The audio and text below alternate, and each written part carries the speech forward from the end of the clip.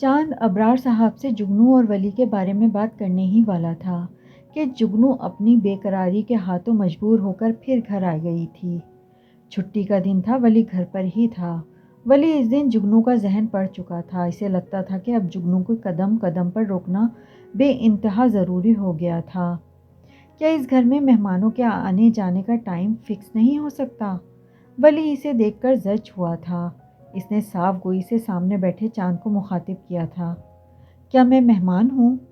जुगनू को बेहद सदमा पहुंचा था। हाँ, वली ने इत्मीनान से कहा। मैं मेहमान हरगिज़ नहीं हूँ, ये मेरे मामू का घर है।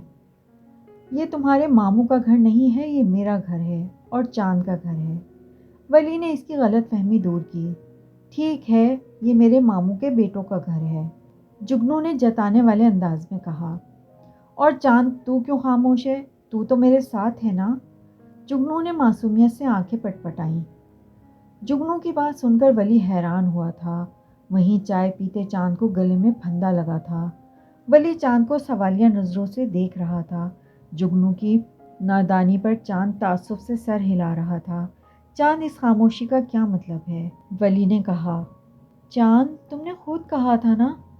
जुगनू चांद की मुसलसल खामोशी पर इसका दोगला चेहरा वली के सामने लाना चाहती थी। वजाहत दोगे? वली ने चांद से कहा। कुछ नहीं यार, ये तो ऑल फॉल बोलती रहती है। चांद साफ मुकर गया। मैं ऑल फॉल नहीं बोलती, ये झूठा है। चुप हो जाओ। वली के सब्र का पैमाना लबरेज हो चुका था। एक लफ्ज़ ना बोलना अब। आइंदा में कोई इस किस्म की बात ना सुनूं तुमसे जुगनू। वली ने बात ख़त्म करने की कोशिश की थी। तुम इस तरह कैसे मुझसे बात कर सकते हो वली? क्या समझते हो तुम खुद को? जुगनू के सब्र का पैमाना लबरेज हो गया था। तुमने मुझे क्या समझा है? वली के रूखे अंदाज से जुगनू को बहुत तकलीफ पहुंची थी। उसका दिल किरची किरची हो गया था। वो खड़ी हुई। इसका रुख बावर्ची खाने की तरफ था। वो रोते हुए किचन की तरफ गई तो चांद फौरन इसके पीछे लपका था। जुगनू, रखो छुरी। चांद चिल्लाया तो आवाज़ बाहर तक सुनाई दी। वली ने गहरी सांस खारिज की और ख़ुद भी किचन में चला आया। खड़ी क्या हो, चलाओ छुरी।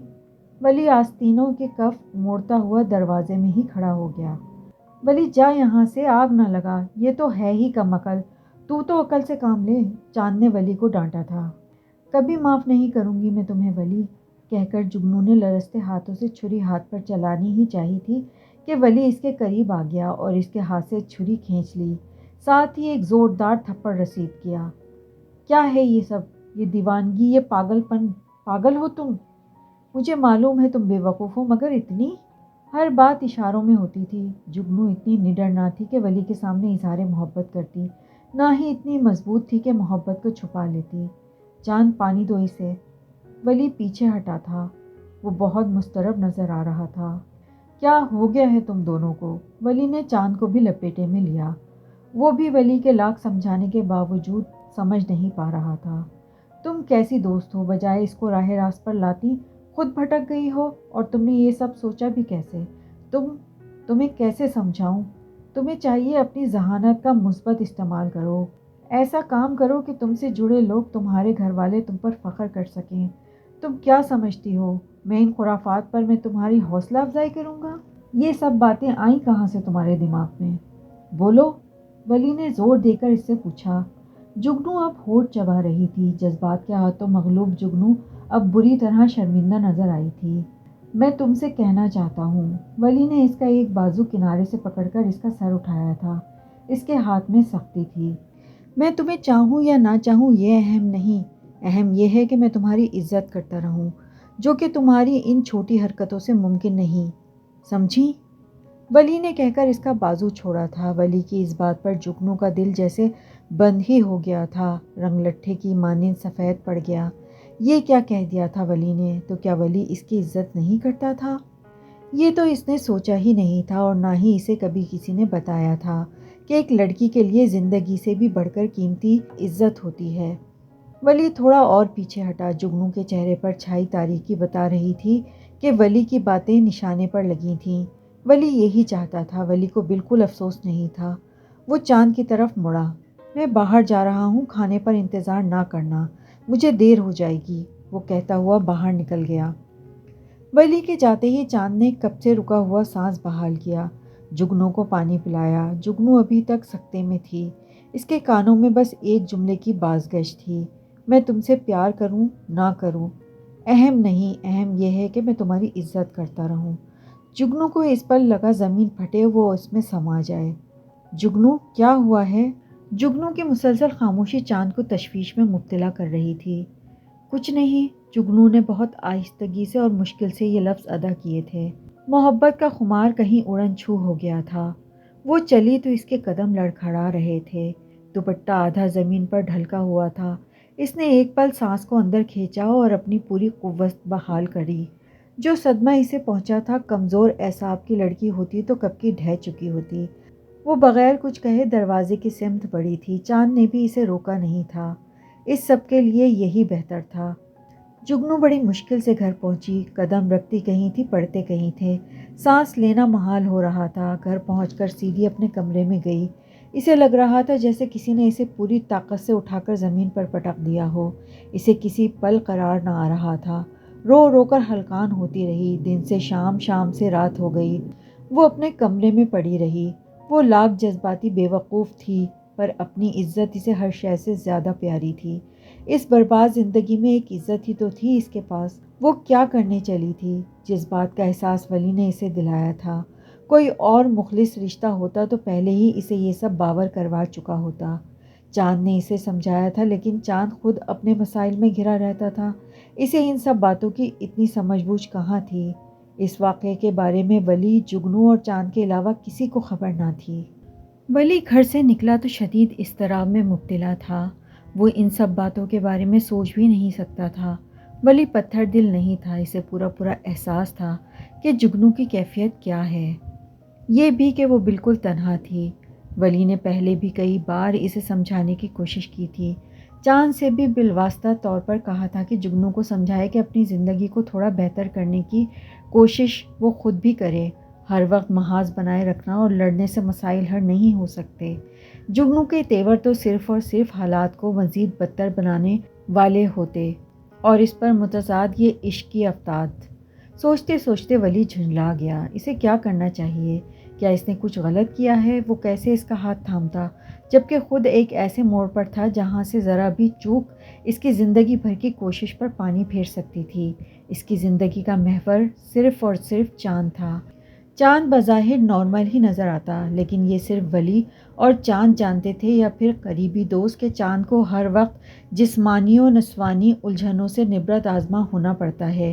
جگنو کو بھی اس سب کی خبر تھی۔ چاند نے اپنا ظاہر ایک مرد کی ہی سی طرح بنا لیا تھا، چھوٹے بال، داڑھی، مونچھ، لیکن اس کی چال ڈھال میں اس قدر لچکیلا پن تھا کہ وہ چاہ کر بھی اپنی جنس نہیں چھپا پاتا تھا، جس کی وجہ سے چاند کو ہر جگہ امتیازی سلوک کا سامنا کرنا پڑتا۔ اسی امتیازی سلوک کی وجہ سے وہ گھر تک محدود ہو کر رہ گیا تھا۔ وہ خود کو بوجھ سمجھنے لگا تھا، اسے لگتا تھا اس کی وجہ سے ولی کی زندگی بھی بیکار ہو کر رہ گئی ہے۔ خسارے کا مسلسل احساس اسے نفسیاتی طور پر بری طرح نقصان پہنچا رہی تھی۔ ولی کے انکار نے جگنو کی رہی سہی دنیا بھی تباہ کر دی تھی۔ جگنو نے خود کو ایک خول میں بند کر لیا، اب وہ گھر سے کم ہی باہر نکلتی۔ گھر میں رہ رہ کر جگنو مزید بے مروت اور بدلحاظ ہو گئی تھی۔ جگنو سے الجھنے کا مطلب تھا کہ جیسے آ بھیل مجھے مار۔ رخشندہ بیگم کچھ دنوں سے دیکھ رہی تھی کہ جگنو کوچنگ تک جانا چھوڑ چکی ہے۔ انہوں نے کوئی خاص توجہ نہیں دی۔ انہیں ہوش تب آیا جب ایک دن صبح صبح جگنو کی دوست گھر آئی۔ آنٹی، جگنو کہاں ہے؟ آج پیپر ہے ہمارا فائنل، نہ وہ اتنے دن سے کوچنگ آ رہی ہے نہ کالج، سب خیریت تو ہے؟ میں نے اسے فون بھی کیے، وہ فون بھی نہیں اٹھا رہی۔ امارا نے پیپر کا بتایا تو ان کے ہوش اڑ گئے، مطلب جگنو پیپر نہیں دے رہی تھی۔ رخشندہ بیگم روم میں آئیں تو وہ اپنے چھوٹے بہن بھائیوں سے لڑ رہی تھی۔ ارسلان اور رخشندہ بیگم کے چھڑوانے سے بھی نہیں چھوڑ رہی تھی۔ جب انہوں نے ڈانٹا تو باقی بہن بھائی سہم کے کمرے میں چلے گئے۔ رخشندہ بیگم نے جگنو سے پیپر کا پوچھا تو اس نے بڑے آرام سے کہا، پڑھائی چھوڑ دی ہے میں نے۔ وہ یہ کہہ کر اپنے کمرے میں چلی گئی۔ اب رخشندہ بیگم کو معمول سے زیادہ گڑبڑ کا احساس ہوا۔ انہوں نے امتیاز احمد کو جگنو کی پوری کیفیت بیان کی۔ ان کے انداز میں کچھ ایسا تھا کہ امتیاز علی چھٹی لے کر فوراً گھر پہنچے تھے۔ وہ آتے ہی جگنو سے ایسے ملے جیسے بہت سالوں کی جدائی کے بعد ملے ہوں۔ جگنو ان کی شفقت کو زیادہ خاطر میں نہ لائی کہ ایسے ہی بے حس ہو چکی تھی۔ امتیاز علی نے اس کی بے توجہی والی حالت دیکھ کر ہمت نہیں ہاری، بلکہ اسے بہت توجہ دینا شروع کی۔ انہوں نے دیکھا وہ گمسم رہنے لگی ہے، سب کے ساتھ بیٹھتی نہیں، ہر وقت اپنے کمرے میں رہنا پسند کرتی ہے۔ ایک دن امتیاز علی نے اسے ٹوکا، ایسے الگ تھلگ کیوں رہتی ہو؟ کیا پریشانی ہے؟ کسی نے کچھ کہا ہے؟ یہ تمہارا گھر ہے بیٹا، اب تمہارے اپنے ہیں، سب کے ساتھ بیٹھا کرو، کوئی مسئلہ ہے تو مجھ سے کہو۔ ان کی ہمدردی، پیار اور توجہ سے جگنو کبھی حیران ہوتی، کبھی چڑ جاتی۔ امتیاز علی کے جانے کے دن قریب آ رہے تھے۔ انہوں نے ایک بار پھر وہی بات اٹھائی۔ وہ بضد تھے کہ جگنو ان سے کچھ تو کہے، ان سے کوئی تو بات کرے اپنے دل کی۔ آج یاد آیا آپ کو کہ میں کون ہوں؟ آپ کون ہیں میرے؟ ابو، آپ کو پتہ ہے مجھے آپ کی کتنی ضرورت رہی ہے۔ گزشتہ ماہوں سال میں آپ کبھی میرے پاس نہیں رہے۔ اب میں سمجھ گئی ہوں کہ یہ میرا گھر نہیں ہے، یہاں میرے اپنے نہیں ہیں، تو آپ کو یاد آیا کہ میں کون ہوں۔ مجھے مت شامل کریے اس فیملی کے ڈرامے میں۔ رخشندہ بیگم یہ کبھی پسند نہیں کرتی کہ میں ان کے اور ان کے بچوں کے ساتھ بیٹھوں۔ جگنو کہتے ہوئے روتی جا رہی تھی۔ جگنو کے ان سے کوئی انسیت محسوس نہیں ہو رہی تھی۔ یہ سب ذمہ دار تھے جگنو کی الجھی بکھری شخصیت کے۔ اگر وہ ایک نارمل فیملی کی ہوتی تو کبھی اس سے اتنی غلطیاں سرزد نہ ہوتیں۔ وہ اپنی تمام غلطیوں کی ذمہ دار اپنے گھر والوں کو ٹھہرا رہی تھی۔ امتیاز صاحب کو اندازہ تک نہ تھا کہ جگنو کی ذہنی حالت اس قدر بدتر ہو گئی ہے۔ انہوں نے سب کو آنکھ کے اشارے سے وہاں سے جانے کا کہا۔ جگنو کو اپنے پاس پیار سے بلایا۔ وہ اب زار و قطار رو رہی تھی۔ ابو، مجھے معاف کر دیجیے گا، میں تھک چکی ہوں۔ امتیاز صاحب اپنی 18 سالہ بیٹی کے منہ سے یہ سب سن کر حیران تھے۔ رات رخشدہ بیگم کے سامنے امتیاز علی جیسے بکھر گئے تھے، ساتھ ہی انہوں نے شکوہ بھی کیا۔ میں نے تو ہمیشہ پوری کوشش کی کہ جگنو ہمارے ساتھ گھل مل کر رہ سکے، ہمیں اپنا سمجھتی ہی نہیں، حالانکہ ارسلان اور شان تو جان دیتے ہیں اس پر۔ کچھ سچ تھا، شان اور ارسلان جان تو نہیں دیتے تھے، لیکن جگنو کو بڑی بہن کا رتبہ ضرور دیتے تھے۔ ماہم کچھ مختلف تھی، وہ جگنو سے کم ہی بات کرتی۔ بہت بڑا خلا رہ گیا اس کی زندگی اور شخصیت میں۔ اب کیسے اسے دوبارہ زندگی کی طرف لاؤں؟ نوکری بھی تو چھوڑ نہیں سکتا، آخر کروں کیا؟ امتیاز علی پریشان تھے۔ آپ اس کی شادی کر دیں، رخشندہ بیگم نے مشورہ دیا۔ شادی؟ امتیاز علی کی آواز میں تعجب تھا۔ ہاں شادی۔ آپ کو اتنی حیرت کیوں ہوئی؟ جگنو 18 کی ہے، پڑھائی وغیرہ کا اسے کوئی شوق نہیں، یہاں گھر میں اس کا دل نہیں لگتا، ہر وقت بہن بھائیوں سے الجھتی رہتی ہے۔ چاند اور ولی کے گھر جایا کرتی تھی، اب وہاں بھی جانا چھوڑ دیا ہے، رخشندہ بیگم نے ڈرتے ڈرتے بتایا تھا۔ کیا؟ چاند اور ولی کے گھر؟ کیوں؟ تم نے مجھے بتایا تو نہیں۔ اب کیوں جانا چھوڑ دیا؟ اور کب سے؟ امتیاز علی کو تعجب تھا کہ اگر وہ وہاں شوق سے جاتی تھی تو اب جانا کیوں چھوڑ دیا؟ کمرے کے باہر سے گزرتی جگنو اپنے متعلق ہوتی گفتگو کو سن کر وہیں رک گئی تھی۔ پتہ نہیں، میں خود حیران ہوں کہ ایک واحد چاند تھا جس سے جگنو کی بنتی تھی، پھر پتہ نہیں کیا ہوا۔ بس امتیاز، آپ کوئی نہ کوئی فیصلہ کر کے جائیں، میں تھک گئی ہوں روز روز کی لڑائیوں سے، اب میں مزید جگنو کو اپنے ساتھ نہیں رکھ سکتی۔ رخشندہ بیگم کا انداز دو ٹوک تھا اور باہر کھڑی جگنو کے چہرے پر ایک زہریلی مسکراہٹ تھی۔ رخشندہ بیگم کی باتیں سن کر امتیاز علی نے فیصلہ کر لیا تھا کہ وہ اس کی شادی کر کے ہی یہاں سے واپس باہر جائیں گے۔ انہوں نے چھٹی بڑھانے کی درخواست دے دی تھی۔ انہوں نے رخشندہ بیگم کو تاکید کی تھی کہ جگنو کا خاص خیال رکھیں۔ انہوں نے جگنو کے رشتے کے لیے 1-2 جاننے والوں سے کہہ دیا تھا۔ امتیاز صاحب مسلسل جگنو کے لیے غور و فکر کر رہے تھے۔ وہ سوچتے تھے کہ کیسے ان کی کوتاہیوں کا ازالہ ہو۔ وہ جگنو کی دلچسپیاں معلوم کرنا چاہتے تھے، اسی لیے ایک دن وہ جگنو کے ساتھ وقت گزارنے اس کے کمرے میں گئے۔ جگنو شاید واش روم میں تھی۔ وہ یوں ہی اس کی کتابیں الٹ پلٹ کرنے لگے۔ ڈائری کے اوراق پلٹتے ان کی نظر ولی کے نام پر ٹھہر گئی۔ انہوں نے باقی صفحے دیکھے، ہر طرف جگنو نے اپنے نام کے ساتھ ملا کر ولی کا نام لکھا ہوا تھا۔ ان کے ذہن میں رخشندہ بیگم کی باتیں گھوم گئیں۔ تو یہ بات تھی، وہ جیسے سب کچھ سمجھ گئے تھے۔ ولی اور ان کے تعلقات کسی سے ڈھکے چھپے نہ تھے۔ ولی جتنا ضدی اور ہٹ درم تھا، یہ وہ اچھی طرح جانتے تھے۔ ان سب باتوں کے باوجود ولی کی ثابت قدمی، مضبوط کردار اور شاندار شخصیت کے قائل تھے۔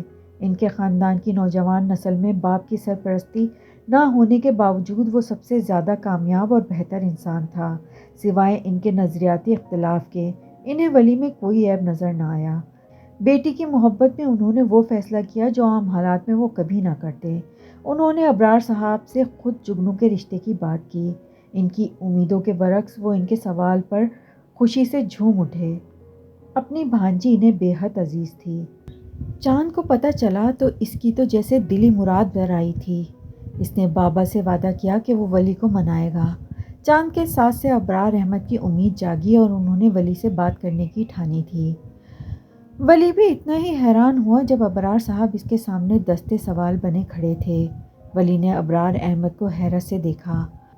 اپنی سگی اولاد کے لیے کبھی نہ بولنے والے ابرار احمد کے لب و لہجے میں عاجزی اور انکساری تھی اپنی بھانجی کے لیے، اور اس سے بھی بڑھ کر امتیاز علی کی انکساری التجا پر وہ حیران تھا۔ ولی بھی تو چاند کا بھائی تھا۔ جب پہلے بھائی کا وجود رشتہ داروں میں رکاوٹ تھا تو اب کیسے وہ چاند کا بھائی ہوتے ہوئے اس قابل ہو گیا تھا کہ ان کی بیٹی کے لائق ٹھہرتا؟ ولی تلخ ہوا، اسے یہ بات قطعی پسند نہیں آئی تھی۔ اس نے انکار کر دیا، اور ولی کے انکار پر جیسے ابرار احمد نے رد عمل دیا تھا وہ ایک بار پھر حیران ہوا۔ وہ کسی بھی طرح ولی سے صرف اور صرف ہاں سننا چاہتے تھے۔ ابرار احمد کبھی ان کے گھر نہیں آئے تھے، پر جب سے رشتے کی بات چلی تھی وہ روز وہاں آ جاتے تھے۔ ولی بابا کے مسلسل دباؤ ڈالنے کی وجہ سے 2 دن تک کلب میں ہی رکا تھا۔ چاند کو اندازہ تھا کہ کلب میں ہی ہوگا، اسی لیے آج وہ کلب آیا اور ابرار احمد کے ساتھ لے کر آیا۔ کیا تم میری وجہ سے شادی سے انکار کر رہے ہو یا جگنو سے شادی پر اعتراض ہے؟ گہری تجزیے کے بعد چاند اسی نتیجے پر پہنچا تھا۔ ولی نے دونوں کی طرف دیکھا۔ نہیں، دونوں میں سے کوئی بات نہیں ہے۔ وہ اسے بتا کر پھر سے کسی کمپلیکس میں نہیں ڈالنا چاہتا تھا۔ مجھے جگنو کیا کسی سے بھی شادی نہیں کرنی ہے۔ میرے بہت سے خواب ہیں جو حاصل کرنے کے لیے مجھے یکسوئی اور سکون چاہیے، ولی نے اطمینان سے بابا اور چاند کی طرف دیکھتے ہوئے کہا تھا۔ ولی تم مانو گے نہیں، مگر یہی سچ ہے، میری زندگی تمہارے احسانوں تلے دبی ہے۔ تم نے ہمیشہ بنا کہے مجھ سے بے شمار احسان کیے ہیں، مگر تم میرا ساتھ دینے کے لیے گھر نہ چھوڑتے تو میری حالت آج اس سے بھی بدتر ہوتی جو آج تمہارے ہوتے ہوئے ہے۔ تم نے اپنا چین و سکون ختم کیا، ہمیشہ میری حفاظت کی، ہمیشہ اپنے عمر سے دگنی محنت کی ہے، جذباتی، نفسیاتی اور جسمانی، صرف اور صرف میرے لیے۔ مجھے تمہارے خلوص محبت پر کوئی شک نہیں، پھر بھی اگر تم واقعی مجھے چاہتے ہو۔ ولی نے چاند کی بات پر دل تھاما تھا۔ بلا شبہ ولی کی زندگی کا محور اس کا جڑواں وجود ہی تھا۔ جہاں اتنے احسان بغیر کہے کیے ہیں، وہاں میرے مانگنے سے ایک اور احسان کر دو۔ چاند ولی کے سامنے آیا تھا۔ میں سب کروں گا جو تم کہو گے، اپنے سارے ادھورے کام دوبارہ شروع کروں گا، وعدہ کرتا ہوں زندگی کی طرف لوٹ آؤں گا۔ چاند کے لہجے میں التجا تھی۔ اتنی منتیں کرنے کی ضرورت نہیں ہے لاٹ صاحب کی، بابا گرجے تھے۔ ولی نے انہیں دیکھا۔ اسے ایموشنل بلیک میلنگ کہتے ہیں چاند، تم یوں امتحان لوگے میری محبت کا۔ وہ جانتا تھا ولی اس کی بات نہیں ٹال سکتا۔ ولی نے تعصب سے اس کو دیکھا، پھر نفی میں سر ہلایا۔ بچپن سے اپنی منمانی کر رہے ہو، کبھی تو ہماری بھی مان لو۔ بابا نے بھی لہجہ کچھ نرم کر کے دہائی دی تھی۔ ایک طرف بابا اور ایک طرف چاند کھڑے تھے، دونوں نے اسے پوری طرح گھیر لیا تھا۔ ولی یکسر مغلوب و بے بس ہو گیا تھا۔ وہ اپنے گھر والوں سے بہت پیار کرتا تھا۔ وہ جانتا تھا کہ اس کی ضد نے ہمیشہ گھر والوں کو تکلیف پہنچائی ہے۔ میں گھر جا رہا ہوں، ولی نے کہتے ہوئے باہر کی طرف راہ لی۔ بتا کر تو جاؤ تمہاری خاموشی کو ہاں سمجھیں؟ چاند نے تیز آواز میں جاتے جاتے ولی کو پیچھے سے پکارا۔ ولی نے کوئی جواب نہیں دیا تھا۔ اگلے مہینے کی تاریخ دے رہا ہوں، بابا نے بھی چاند کی تقلید کرتے ہوئے پیچھے سے آواز لگائی تھی۔ ولی کی خاموشی برقرار تھی۔ خاموشی کا دوسرا نام ہاں ہوتا ہے۔ جگنو کو پتہ چلا تو نہ تو اسے یقین آیا تھا نہ خوشی ہوئی تھی۔ وہ انکار کرنا چاہتی تھی۔ اس نے امتیاز علی کے سامنے کمزور سا احتجاج کیا تھا۔ انہوں نے اس کی بات پر کان نہیں دھرا۔ پتہ نہیں وہ میرے بارے میں کیا سوچتا ہوگا۔ جگنو کے دل میں ہزارہا اندیشے سر اٹھا رہے تھے، یہاں تک کہ وہ چٹ منگنی اور پٹ بیا کے مصداق ولی ابرار کے آنگن میں موجود تھی، اور جگنو کا ایک بھی خدشہ غلط ثابت نہیں ہوا تھا۔ ولی نے شادی کے پہلے ہی دن جگنو کو اس کی حیثیت بتا دی تھی۔ کیا وجہ ہوگی؟ کس نے مجبور کیا ہوگا ولی کو اس سے شادی کرنے کے لیے؟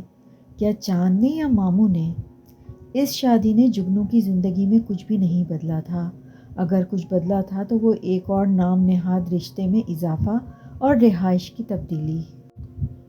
گھر میں صرف 3 افراد تھے، جگنو، ولی اور چاند۔ جگنو نے نیچے ہی ایک کمرہ لے لیا تھا۔ گھر کی روٹین، ولی کے کام کاج پر جانے کے معمولات اسے پہلے سے ہی علم تھے۔ جگنو کی اپنی نہ تو کوئی مصروفیات تھی نہ ہی دلچسپیاں۔ شادی کی پہلی رات کے بعد ولی اور جگنو کے درمیان جیسے یہ خاموش معاہدہ طے پا گیا تھا کہ ایک دوسرے سے لا تعلق ہی رہنا ہے۔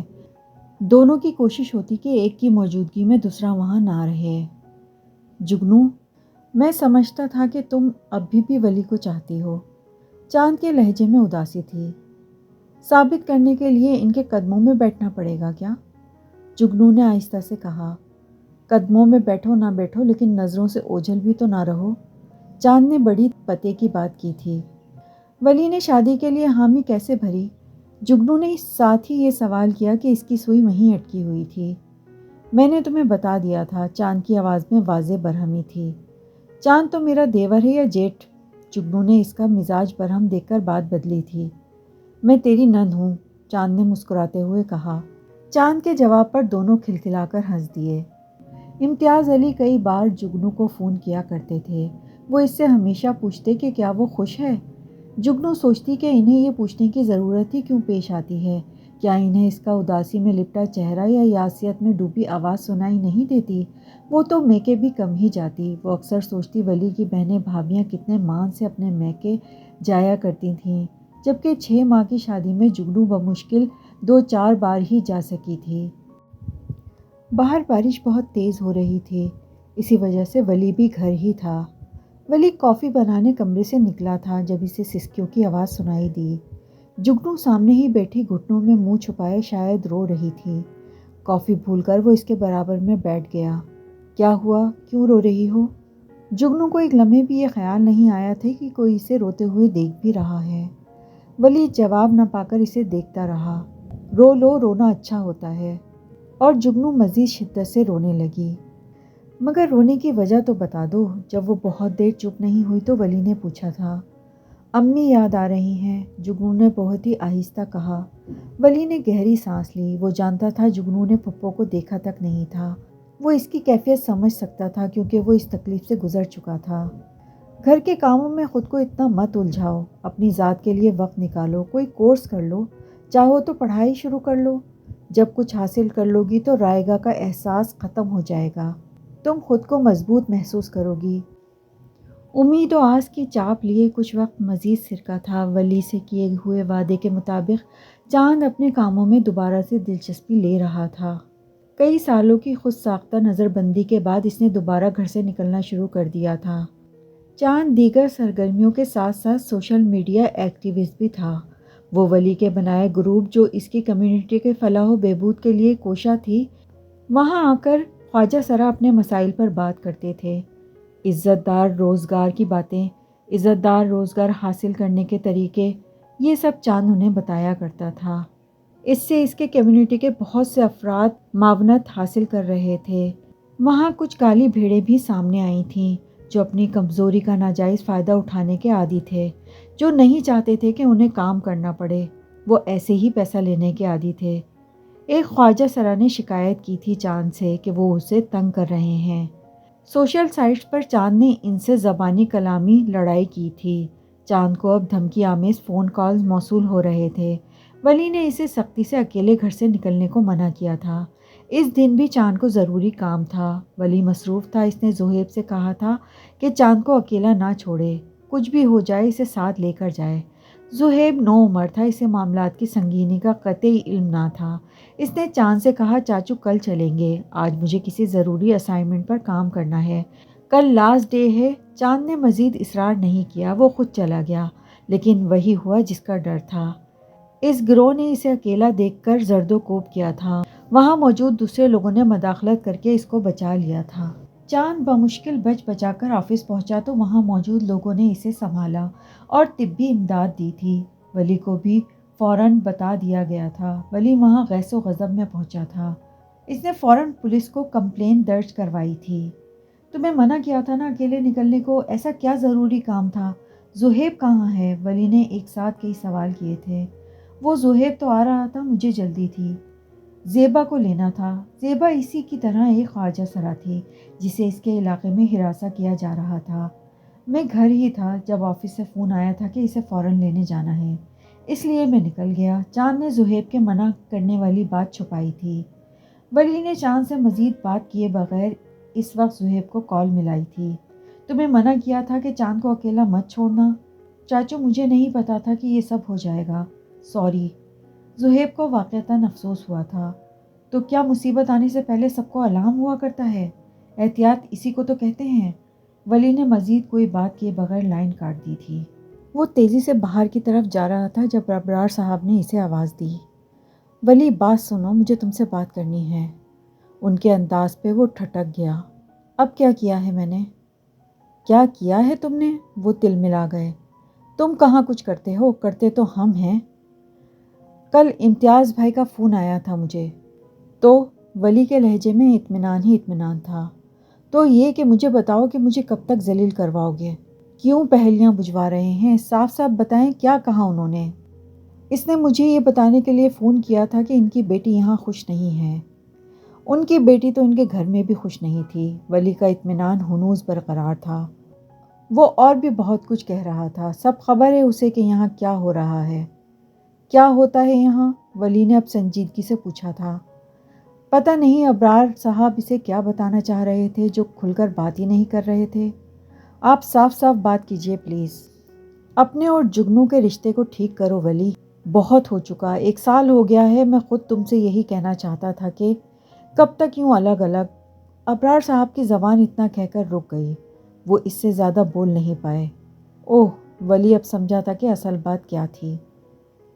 یہ سب انہوں نے آپ سے کہا؟ ہاں انہوں نے کہا ہے، اور بھی بہت کچھ کہا ہے، لیکن وہ میں تمہارے سامنے بول نہیں سکتا۔ آپ پریشان نہ ہوں، کہتے ہوئے وہ ان کی کمر سہلا رہا تھا۔ سب ٹھیک ہو جائے گا۔ ولی نے نہ چاہتے ہوئے بھی انہیں تسلی دی۔ ابرار مطمئن ہوئے تھے یا نہیں، انہوں نے سر ہلایا۔ اور ولی جتنا پرسکون ان کے سامنے خود کو ظاہر کر رہا تھا اتنا تھا نہیں۔ اسے یقین نہیں آ رہا تھا کہ یہ باتیں گھر سے باہر کیسے گئیں۔ کیا جگنو نے؟ بابا سے بات کرنے کے بعد اس کے قدم خود بخود اس کے کمرے کی طرف اٹھے تھے۔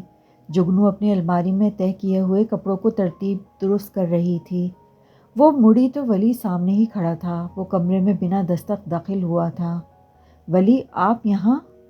جگنو کی حیرت بجا تھی۔ شادی کے بعد وہ پہلی بار اس کے کمرے میں آیا تھا۔ یہ حیرت کیسی ہے؟ کیا میں یہاں نہیں آ سکتا؟ نہیں، وہ جگنو کچھ لمحے کو سٹ پٹائی۔ میں آتی ہوں، ماموں کا بی پی چیک کرنا ہے۔ وہ باہر جانے کے لیے دروازے تک آئی تو ولی کے اور قریب آ چکی تھی۔ دونوں میں ہاتھ بھر کا فاصلہ رہ گیا تھا۔ کوئی ایک قدم بڑھاتا اور دوری ختم۔ میں نیچے تھا تو تم اوپر آ گئیں، اور اب میں تمہارے روم میں آیا ہوں تو تم نیچے جا رہی ہو۔ کیا ہے یہ سب؟ ولی کے انداز میں دھوس تھی۔ ولی نے اب دھیرے سے اس کا ہاتھ پکڑا۔ ولی کی قربت جگنو کے حواس سلب کرنے کے لیے کافی تھی۔ ولی پیچھے ہٹیں پلیز۔ جگنو بہت سی مشکل میں پھنسی تھی۔ وہ ولی کا رویہ سمجھ ہی نہیں پا رہی تھی۔ دور ہو جاؤں؟ دور ہوں تو سب سے شکایت کرتی ہو، پاس آتا ہوں تو کہہ رہی ہو کہ دور ہو جاؤں۔ عجیب لڑکی ہو یار، ولی نے دھیمی آواز میں کہا تھا۔ جگنو جز بز ہو گئی۔ اس کا دل چاہا ہاتھ چھڑا کر یہاں کہیں غائب ہو جائے۔ ولی نے اس کے ہاتھوں میں کپکپاہٹ محسوس کی تو گہری سانس لے کر اس نے جگنو کا ہاتھ چھوڑا تھا۔ تم جانتی ہو میری صورتحال، میں چاند کو اکیلا نہیں چھوڑ سکتا۔ سب کو ایسا کیوں لگتا ہے کہ میں انسان نہیں ہوں، میرے کوئی جذبات نہیں ہیں؟ ایسا نہیں ہے، میں بس کچھ چیزوں کے لیے وقت چاہتا ہوں۔ اسی مقصد کے لیے میں نے پہلے دن سے خود کو تم سے دور رکھا، تاکہ وقت کے ساتھ ہم دونوں زیادہ بہتر فیصلہ کر سکیں۔ ولی ٹھہر ٹھہر کر بول رہا تھا۔ جگنو ناسمجھی سے اسے دیکھتے ہوئے بات کی تہہ تک پہنچنے کی کوشش کر رہی تھی۔ میں نے آپ سے کب کچھ کہا ہے؟ یہی تو کہہ رہا ہوں، اگر کہنا ہی تھا تو مجھ سے کہتی، کسی اور سے کہنے کی کیا ضرورت تھی؟ ولی کی آواز اب نسبتاً اونچی تھی۔ مطلب؟ وہ اب بھی نہیں سمجھی تھی۔